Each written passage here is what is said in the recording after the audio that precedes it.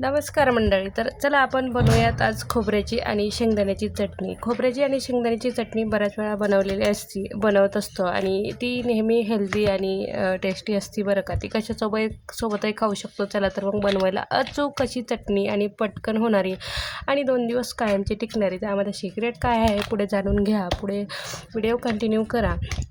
तर बघा, सगळं साहित्य घेतलेलं आहे. कोथिंबीर, लसूण, आले, शेंगदाणे आणि खोबरं खूप सारं घेतलेलं आहे.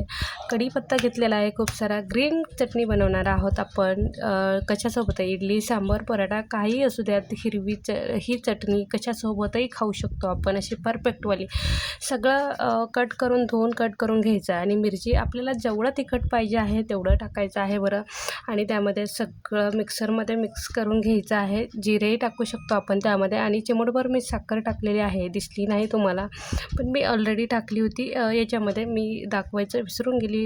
मिक्सरच्या भांड्यामध्ये मिक्सरच्या भांड्यामध्ये सगळं एकत्र करून घ्यायचं आणि नंतर मिक्सर असं छानसं फिरवून घ्यायचं. ही जर चटणी बनवाल तर 2 दिवस टिकणार ही माझी गॅरंटी आहे आणि मी नेहमी बनवत असते. तर असं मिक्सरमध्ये थोडंसं फिरवून घ्यायचं आणि नंतर मग ते दाटसर असतं. शेंगदाणे आणि खोबरं असल्यामुळे ते पूर्णपणे बारीक होत नाही, म्हणून त्यामध्ये थोडंसं अजून पाणी घालून अजून एकदा गरका मारून घ्यायचा आणि असं मस्त आईस्क्रीम कशी असते त्या टाईप करून घ्यायचं.